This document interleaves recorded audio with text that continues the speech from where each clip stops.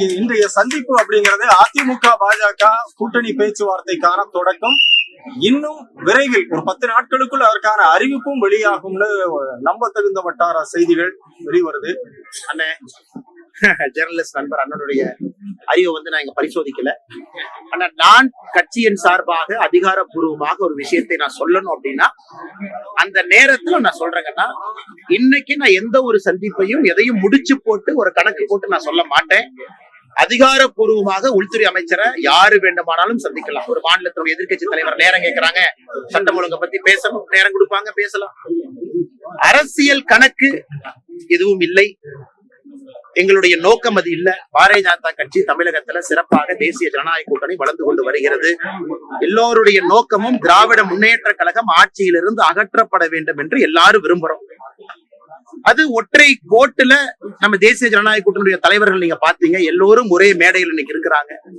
தேசிய ஜனநாயக கூட்டணியில யாரு வேண்டுமானாலும் இணையலாம், நம்ம யாரையும் வேண்டான்னு சொல்ல போறது இல்ல. அதிகாரப்பூர்வமாக உள்துறை அமைச்சரை யாரு வேண்டுமானாலும் சந்திக்கலாம், அவர்களையும் உள்துறை அமைச்சர் வேண்டாம் என்று சொல்ல போவது. அரசியல் சதுரங்கத்தில் காய்கள் எந்த பக்கம் வேண்டுமானாலும் எப்போது வேண்டுமானாலும் நகரலாம் அல்லது நகர்த்தப்படலாம். ஆனா இப்பதான் நீங்க ஸ்டேஜ்ல பாத்தீங்க, நம்முடைய தேசிய ஜனநாயக கூட்டணியினுடைய எல்லா தலைவர்களும் அல்லது வர முடியாத தலைவர்கள் அவருடைய பிரதிநிதிகளை அனுப்பி இருக்கிறாங்க. ஒரே மேடையில மிக அற்புதமாக ரமலான் நோன்பு திறப்பு விழாவை பாரதிய ஜனதா கட்சி இங்கே நடத்தி காட்டி இருக்கின்றோம். இஸ்லாமிய சொந்தங்களோடு எப்பொழுதும் பாரதிய ஜனதா கட்சி இருக்கும் என்பதை நாம தொடர்ந்து உணர்த்தி கொண்டிருக்கின்றோம். இப்ப இந்த நோன்பு விழாவை பார்த்து நம்முடைய முதலமைச்சர் அவர்கள் மாண்புமிகு ஐயா மு.க. ஸ்டாலின் ஐயா பொறாமப்படுற அளவுக்கு இந்த விழா நடந்திருக்கு. அது எப்படி பிஜேபி நடத்தலாம்? இதனை முதலமைச்சர் பேசுற வேலையா? நீங்க நடத்துறீங்க, நாங்கள் நடத்துறோம். எங்களுடைய கட்சியில இஸ்லாமிய சொந்தங்கள் இருக்கிறாங்க, இஸ்லாமிய சொந்தங்கள் எங்க கட்சியை வழி நடத்துறாங்க. அப்படி இருக்கும் பொழுது திமுகவுக்கு யாராவது பட்டா போட்டு கொடுத்திருக்காங்களா? தமிழ்நாட்டுல இஸ்லாமிய சொந்தங்களுக்கு நோன்பு திறப்பு விழா திமுக மட்டும்தான் நடத்தணும் ரெஜிஸ்டர் ஆபீஸ்ல பத்திரம் போட்டு ஐயா மு.க. ஸ்டாலின் அவர்கள் அறிவாலயத்துல ஒட்டி வச்சிருக்காங்கன்னா, இதெல்லாம் அவருடைய வைத்தறிச்சலை காட்டுது. இஸ்லாமிய சொந்தங்கள் இன்னைக்கு ஐயா மோடி அவர்களுடைய தலைமை ஏத்துக்கிட்டாங்க. மோடி அவர்கள் செய்திருக்கக்கூடிய வேலைகளை பாக்குறாங்க. இதையெல்லாம் பார்த்து தமிழகத்தினுடைய முதலமைச்சர் ஐயா ஸ்டாலின் அவர்கள் பொறாமப்படுறாங்க.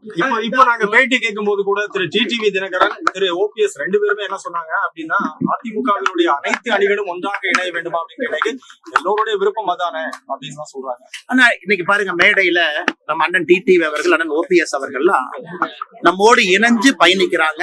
ஒரு வலிமையான ஒரு தேசிய ஜனநாயக கூட்டணி உருவாவதற்கு காரணமாக ஐயா ஓபிஎஸ் அவர்கள், அண்ணன் டிடிவி அவர்கள், எல்லா தலைவர்களும் இருக்கிறாங்க.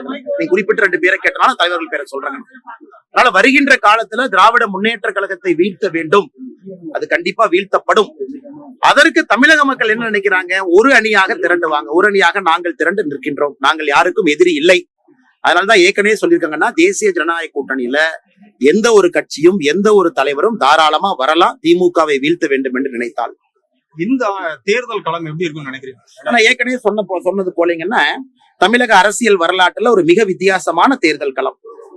வலிமையான கட்சிகள் 4-5 கூட்டணிகளாக இன்னைக்கு உருவாயிருக்கு.